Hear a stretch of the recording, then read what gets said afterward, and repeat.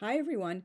Today, the 9th of September 2024, makes it 3 years since I started regularly making content for YouTube, primarily as a BookTube and AuthorTube, but I do have, fountain pen related videos every so often and, odds and sods every so often as well. That's the reason I chose the channel name, which I did. Originally, my channel's name was Bar Schnitza, but I decided to change that when shortly before I began making content again, because obviously I wanted a name that's easier for, people to remember and also be able to pronounce. If you go back and look through my videos, the oldest through the most recent, I'm sorry if I'm speaking too fast. It's a really bad habit, particularly when I have unscripted videos. I'm still not 100% confident on camera, but when I do become aware of speaking too fast, I do try to slow down. I'm not doing this on purpose to look like an amateurish hack 3 years on. But anyway, my oldest video was uploaded on the 16th of April 2012, and I had two videos of myself in those, like, first 2 years I believe I was uploading, but the majority of those early videos are animal videos, and it's, a long story why I quit uploading for so many years and just chose to use YouTube to watch and comment on stuff. There was just like a really, like, a snafu, some kind of problem when I was trying to upload a goose video, and I figured, oh, it's too much bother. I don't really make videos much anyway. I just have a bunch of animal videos I thought were cute and wanted to upload. So, I'm not a YouTuber, just like step back. And then I decided to make videos again in September of 2021, because this was in the works for months and months and months, and I successfully did it. That's still the video which I'm proudest of to this date. I was going to be doing a recitation of Canto 1 of Inferno, all 136 lines, and I still do know them backwards and forwards in the original medieval Florentine Tuscan Italian for Dante's 700th death anniversary on the 13th, 14th of September, and obviously didn't want to just hit people with a video out of nowhere, like, who is this person? Why am I clicking on this person? I just wanted to start making some videos leading up to it, and I uploaded a few more animal videos in August, and also an ambidextrous writing demo. I would really like to do that one over, because I didn't really plan that one very well, so I ended up with a huge, like, pencil made out of a tree branch with real bark on the outside in the one hand and a ballpoint pen in the other. So it would be so much, better if I have like two very similar pens in each hand, because that'll just make the writing demo so much better. And I do have plans to not re-upload, but just like redo some of my earlier videos, because, like, I'm honest, I knew even at the time, not forget about looking back 3 years later, those were not particularly good videos. I was like so nervous, and I was constantly forgetting to do thumbnails. I would often have to, like, get back into the outfit I wore, like get in front of the camera photo booth on Mac, and like hold up the book I was talking about or whatever, and maybe put some, like, text in with Mac preview. I was not yet using Canva at that time, and sometimes I just many times I let YouTube choose the thumbnail for me, auto-generated. So I know those earliest videos, they look so amateurish. I'm not saying I'm ashamed of them, but all YouTubers should be a work in progress, always, like, trying to get better from what they started out as. And I know I don't really do introductions in the beginning of my video. I tried so many times different introductions. I know for a while in the beginning it was like too long talking about who I am, and other times I tried what other people recommend, just jump right in. Like, for example, I'm not showing shade on him. I still do watch his videos from time to time. He has a good advice how to improve your channel. Nick Nimmin. He'll frequently start with, hey, today we're talking about XYZ and we're starting right now. Like, that's not the kind of person I am, just like jumping right into a video without any context or personal connection, like background, a general, like, introduction, like a funny little very short story leading into the topic. Someone bashed me on my recent viral for my standards video about, like, a really terrible biography of John Lennon. This, like, I deleted his comment, of course. He said, the video doesn't start until 2 minutes. No one cares about your tea time talk.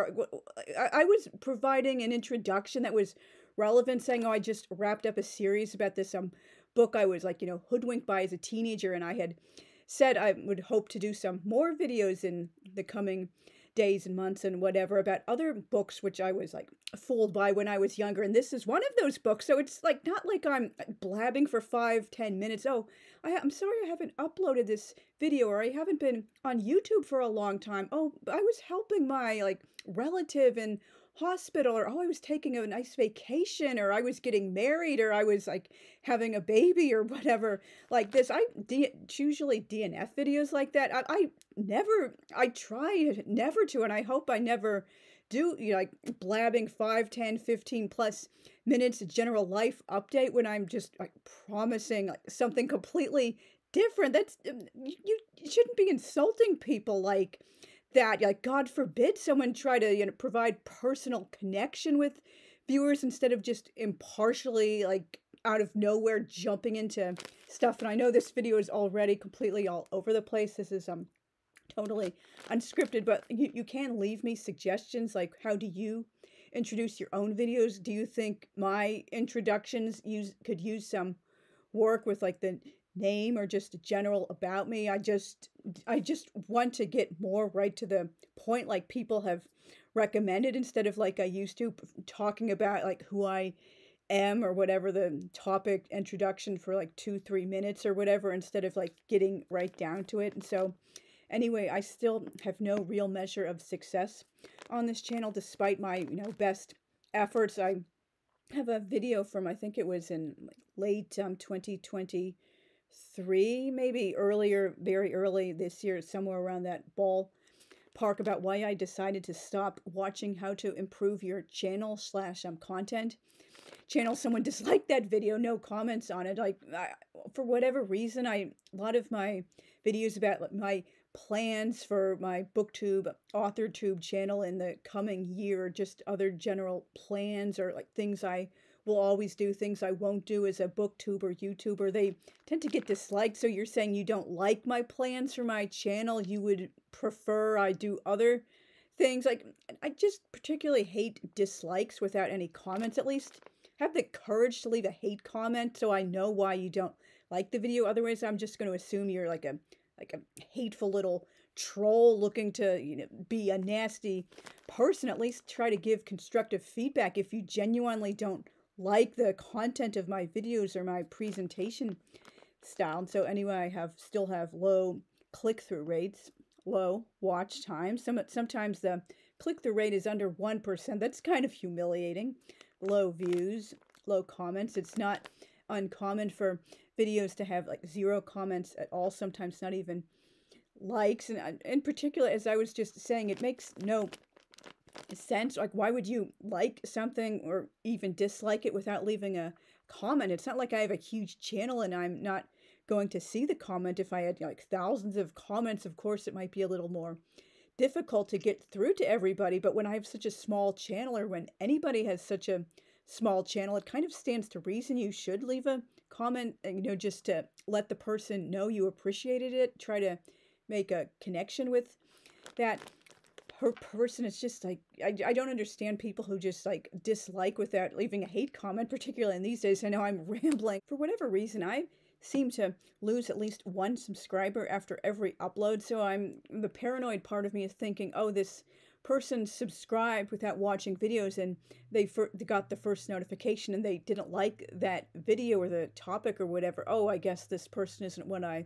expected, so I'm unsubscribing. Or are my videos turning that many people off? It just seems kind of weird that my subscriber count always seems to go down after I upload a video. So, you know, what is that all about? And as I've mentioned in a few previous videos, in this one, I've started using Canva for most of my thumbnails now, just the basic like general service. I'm not paying for the premium or master service or whatever. It's not nearly as time consuming as I had been led to believe. I was watching this one young lady's video like a year or so ago, whatever. She was talking about like how to get your BookTube channel up and running, or how to make the channel, whatever. And she was saying she spends 4 to 5 hours making each thumbnail. And I was thinking, wow, who can be arsed to spend that much time, or even half that much time, just making a freaking thumbnail? Like, who does that? And so I was pleasantly surprised. It takes like less than an hour, usually maybe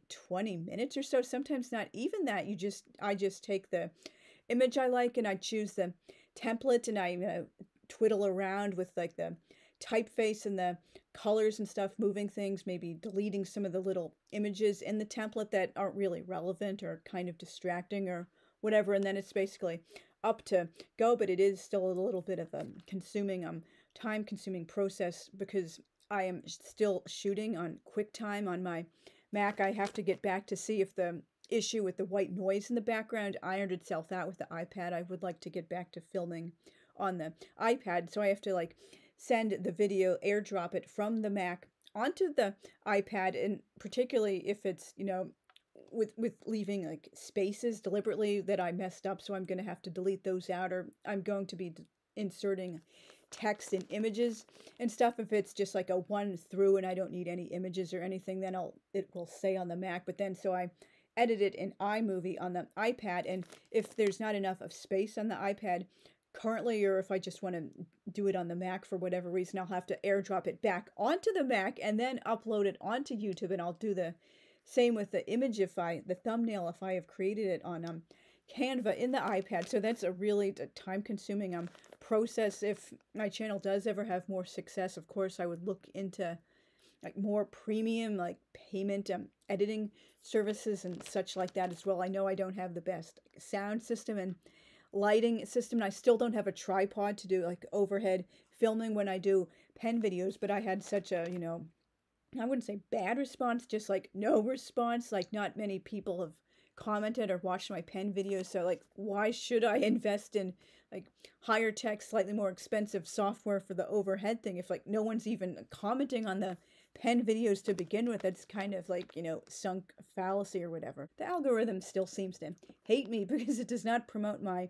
videos in the right places. Most of my viewers seem to be one and done, and they're not even my subscribers. And when I have looked through analytics sometimes for particular videos, they'll be recommended from like weirdest videos that have nothing to do with me. Like, what do any of my videos have to do with like Aquaman or some other like Marvel like superhero movies, or just anything completely unrelated to books and writing? And so of course these people aren't going to like watch all the way through or even want to click. They're not watching like prior existing videos that are like remotely related to my type of content. Like, what is the algorithm thinking? Like, did they drop the crack pipe or something before it's doing that? So yeah, I tried an original tag video for my 200th video. I believe this was last September in 2023. That totally failed. Precisely 0 people did that tag, and even as I mentioned in the video in the title, it was a 0 expectations tag. I kind of expected nobody was going to be doing it because many people just don't watch my videos, and if people have done that tag, they just didn't hyperlink back to me, which is, kind of unethical. You should always like credit the person who creates a tag, but maybe eventually I'll have enough active subscribers to create my own tag again, and that will have, success. I never know who to tag people the relative few times I'm tagged, because I can never predict who's going to be commenting. If like if 5, 10, even 3 people like regularly comment on every single video, or like 95+% of my videos, yeah, of course I would be known to tag those people. But if I can never predict exactly who might be watching my videos, what's the point of tagging them? And I don't want to like weird people out or get them like angry or annoyed at me, like, ew, who are you? Like, I don't know you. We're not friends. Like, I don't know you from Adam. Why are you tagging me? That's creepy. I'm kind of, the back of my mind, I'm afraid people are gonna think that. When I originally began making videos seriously again, I was kind of worried and nervous. I hope people don't think I'm that annoying new kid playing at one of the gang before the established friend group and extends an invitation for me to join them. But as it turned out, like, no one really took notice of my channel. Anyway, that's a big reason I stopped doing, like, I pretty much don't do any readathons these days. I still do middle grade March and maybe 1 or 2 others every so often, but they were not having the results I was hoping for. I naively believed they would be a great way to network and make friends, and like people just weren't commenting on most of my videos, which I was doing for readathons. In many cases, not even the hosts were coming around to at least say, oh, thanks for joining us, not necessarily to subscribe to me, but just to like check in with the people who are doing the title of their readathon or the hashtag they asked people to use. So that was like a brutal wake-up call. That was, you know, a big disappointment. And so I will not attempt hosting a readathon until I have more active subs. I do have a fairly recent video. I would love to host a readathon in May for Jewish American Heritage Month, and I had a bunch of like possibilities of prompts and books and group reads and stuff, but obviously I'm not going to humiliate myself by hosting a readathon when like I can't expect maybe like more than 2 or 3 people are going to join in. I don't like being humiliated, so obviously, and I'm not going to set myself up for that obvious humiliation and failure if I don't know, I don't have a lot of confidence, like more than a few people are going to join in. And speaking of, I've also only done one buddy read to date, which was fun. That was in May of 2022. I mean, if people have decided they're not interested in like buddy reading with me, or they just not interested in my content or personality or whatever, okay, I accept your judgment. The community has spoken, but it would be nice if people would like invite me. I'm kind of nervous to ask people. Again, I don't want to risk like angering or annoying or offending or creeping people out. Like, I barely know you. Like, who are you? Why do you want to buddy read with me? Like, you're an annoying new kid. Like, I have my own friend group and I don't bother with like outsiders. I know that's probably totally paranoid. A really paranoid part of me, I can't help but wondering, as I was just saying, did people put out the bat signal behind the scenes and tell other like booktubers and authortubers to avoid me? Like maybe they don't like my Twitter feed or something like that. There's a reason I don't put a link to my Twitter on this, because I like to keep, you know, political views like separate from what I'm doing on YouTube and stuff like that. Or maybe they just don't like things I've said in general, or my like presentation style, or some comments I've made, the fact that I'm upfront about being an old school socialist, and I'm not ashamed of that. I don't think that's a dirty word, the real kind, not the blue-haired virtue signaling TikTok type, or just any other things I might have said in videos people didn't like and they decided, oh, put out the bat signal, avoid that person. We already have enough friends, and I am sorry if there's yard work from outside picking up on the camera. I really, really hate suburbia. And as I mentioned prior in this video, I have tried several different types of intro, trying to play around with what works. Maybe I should try a totally different intro in future, because this one obviously doesn't seem to be working. People must be DNFing my videos for a reason. And again, without comments, either good or bad, I just have no handle on why exactly people are DNFing my videos, or they just don't like them. And when I leave when I ask a question at the end, you know, even specific several questions for people to answer, and no one answers them, or they just like it without commenting, I'm thinking, I don't think you watched all the way through. Maybe you're just trying to tell the algorithm to recommend more videos like this, or if you disliked it, to not recommend videos like this. So I just, without comments, I just have no idea how to improve my channel, or what you want to see more or less of, or whatever. And I tried, when I'm editing my videos and playback, them taking out like off-topic conversation, or talking too long about something. Oh, you want to tighten up the video. No one cares about your funny little personal story, even if it's directly related to what you're discussing, if they don't know you. Yeah, that still didn't work for getting me more viewers and active subs and comments and stuff. And I tried what I thought were more mainstream topics. For example, like I was doing top 10 videos for a while, technically top 11, because that's my lucky number of like years and events I want to see more of in historical fiction. Just kind of think like top 10 gimmicks or cliches or whatever. I do have a few more planned in future. That still didn't work. Instead of doing the more niche videos, I know many of my videos might be too like intellectual or serious, or too niche for people to want to click on. They're just not, oh, I generally don't do wrap-up videos, everything I read this month, or things like that. So I know that might be kind of shooting me in the foot. I'm doing my own thing like way too often. I've tried relatively shorter videos. That still doesn't work. So I'm really at a loss for why exactly my channel has like failed so much. Many people are just not taking a chance, or leaving comments, or actively engaging with me. I've zero of the changes I have made, particularly trying to follow channels like Nick Nimmin and channel makers, have resulted in more active subs. I have more subs than I did at the beginning when I started making regular content again, but I might as well still have like all of like, 10 or 5 or 2, 3, whatever, but by the amount of comments I can expect on a regular basis. So I don't know what's going on with there. Maybe I haven't reached a tipping point, and I'm paranoid. Part of me again feels like maybe I missed a critical window in the beginning, or I should have done things a lot differently from the jump to get more people interested. And now that I've passed 3 years already, people just aren't going to notice. Or maybe I should have started over with an entirely new channel, and that would have gotten a lot more attention. Or I didn't have friends in the right places, or I needed to spend more time trying to ingratiate myself and leaving comments and becoming friends with people so I could say, oh, hey, you guys, I have a channel now. A lot of people said they did that. I just started right away. Maybe that was a mistake. I also admit I had a lot of unrealistic expectations from people projecting their own success onto everyone. I'm not throwing shade at these people. I'm glad if they immediately found a whole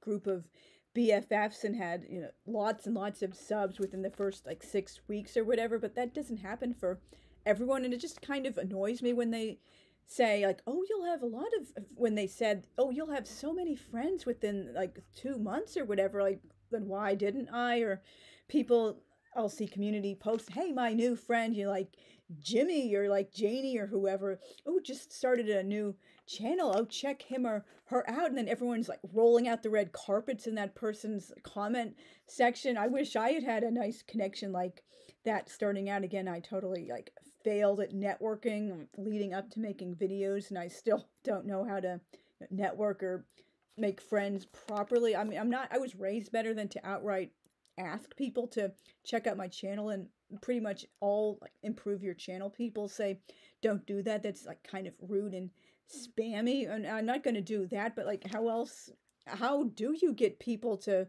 pay attention to your channel even if they don't reciprocate it?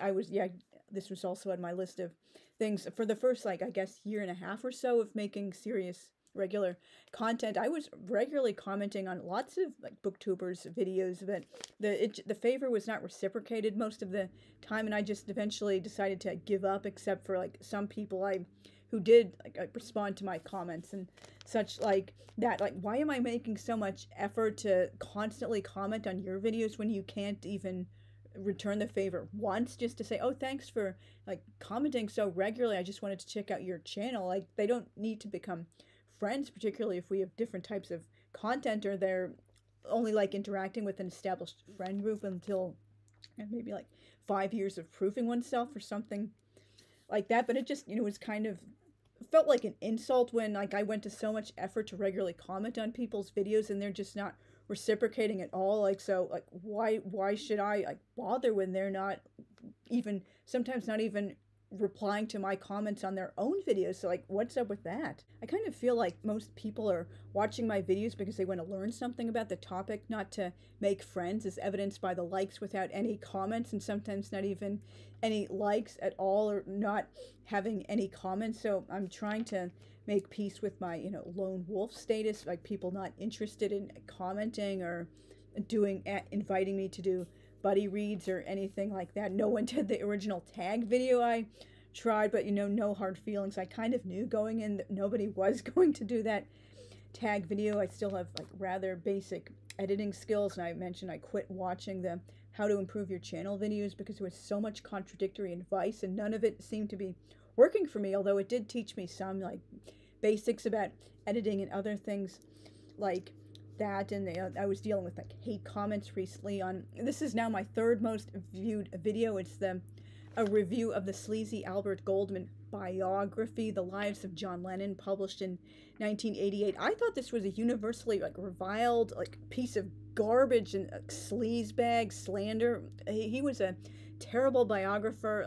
Every single biography of his was a total hack job, and of course it was so convenient his subjects were dead, so they couldn't sue him for libel or slander or anything. And I was getting so many hate comments on this video, from men feeling we can be abusive and misogynistic because that's how we were socialized. We're just abusive like that. And I deleted all the nastiest comments. These people just felt like they had such free reign to say nasty things about me, like making personal attacks and rude comments because I didn't agree with their view that Albert Goldman is, oh, wow, he's a saint, the most beautiful gold standard of biographical scholarship in history. Oh, anyone who thinks it's an unreliable source is a Lenin apologist. I was called a Lenin apologist by someone whose comment I deleted. And particularly, this made no sense because I said in the video, one of the reasons I love this biography so much when I